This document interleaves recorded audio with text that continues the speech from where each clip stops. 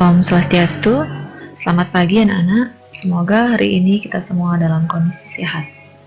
Nah, sebelum mulai, mari kita berdoa sejenak agar pembelajaran hari ini berjalan lancar. Om Anubadrah Kratau Yantu Wiswanta. Semoga pikiran baik datang dari segala penjuru dunia. Berdoa selesai. Oke anak-anak, karena materi sebelumnya di bab 1 sudah tuntas, kita akan lanjut ke materi Sabtu Timira. Nah, sebelumnya kalian bisa langsung absen di link yang Ibu sudah share di Google Classroom ya. Nah, adapun tujuan dari pembelajaran ini adalah yang pertama menjelaskan pengertian Sabtu Timira, kemudian yang kedua menyebutkan bagian-bagian dari Sabtu Timira, yang ketiga menjelaskan dampak dari perilaku Sabtu Timira, yang keempat menyebutkan cara menghindari perilaku Sabtu Timira. Nah, untuk lebih jelasnya, silakan kalian simak penjelasan juga ini. Sabtu Timira.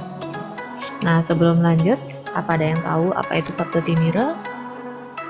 Nah, kalau tidak, mari kita simak pengertian Sabtu Timira.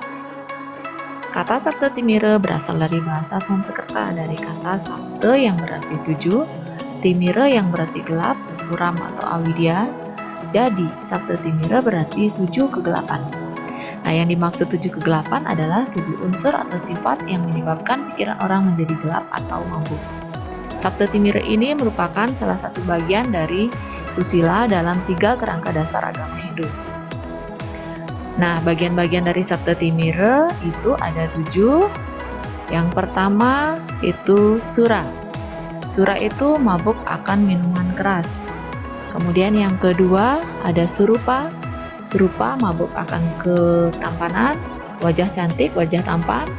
Kemudian yang ketiga ada guna. Guna mabuk akan kepandaian. Yang keempat itu dana. Dana adalah mabuk akan kekayaan. Kemudian yang kelima yaitu kulina, mabuk akan keturunan. Kemudian yang keenam Yowana, mabuk akan keremajaan. Dan yang terakhir Kasuran, mabuk akan keberanian. Baik anak-anak, apabila ada yang ingin ditanyakan atau kurang paham terkait pengertian dan bagian-bagian dari Sabtu Timira, bisa langsung ke kelas. Untuk selanjutnya, Ibu akan menjelaskan contoh perilaku Sabtu Timira. Perilaku-perilaku Sabtu Timira dapat menyebabkan manusia menjadi gelap, sehingga menjadi manusia yang melanggar ajaran. Adapun contoh-contoh perilaku yang yaitu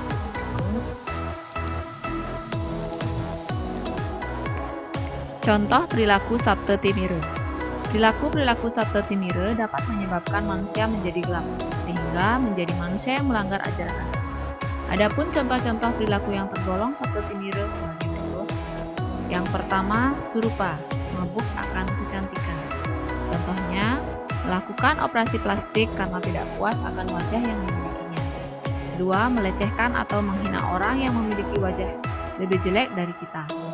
Ketiga, suka membanggakan diri kepada orang karena merasa cantik atau tampan. Dan yang keempat, menggunakan kecantikan dan ketampanannya untuk melakukan penipuan. Kemudian yang kedua, dana, mabuk akan kekayaan. Contohnya, 1. Mengambil uang yang tidak menjadi haknya atau korupsi. Yang kedua, mengambil bagian orang lain sehingga orang tersebut mengalami penderitaan. Yang ketiga, bekerja siang malam tanpa menghiraukan yang lain demi mendapatkan uang lebih. Dan yang keempat, suka berfoya-foya atau menghambur-hamburkan. Yang ketiga, guna, mabuk akan kepandaian. Contohnya, yang pertama, memiliki kepandaian membuat bom dan untuk mengebom orang yang tidak berdosa. Yang kedua, mencuri data orang lain dengan keahliannya meretas komputer orang dan digunakan untuk kejahatan. Yang ketiga, menggunakan kepandaiannya untuk menipu atau mengelabui orang lain. Yang keempat, menggunakan kepandaiannya untuk mencari-cari alasan yang tidak benar agar dirinya terbebas dari sanksi. Yang keempat, kulina, mabuk akan keturunan. Contohnya, 1. Merasa diri anak orang kaya sehingga suka berfoya-foya. Yang kedua, merasa diri anak pejabat sehingga suka melanggar aturan. Yang ketiga, merasa diri anak seorang terpandang sehingga sering mengganggu ketentraman orang.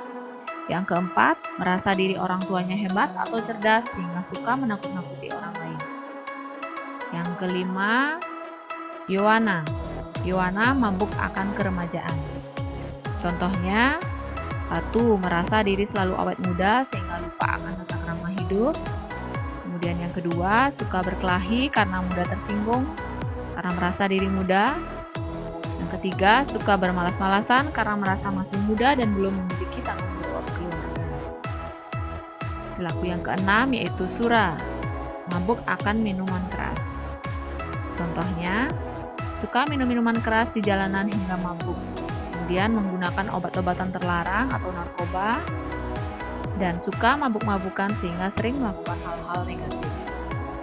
Yang terakhir adalah kasuran, mabuk akan keberanian. Contohnya, menggunakan kekuatannya atau kesaktiannya untuk merusak fasilitas umum. Yang kedua, suka melawan orang lain karena merasa diri paling sakti. Yang ketiga, suka berkelahi dengan orang lain karena merasa diri paling hebat dan kuat. Dan yang terakhir, suka mengganggu orang lain dengan menggunakan kekuatan.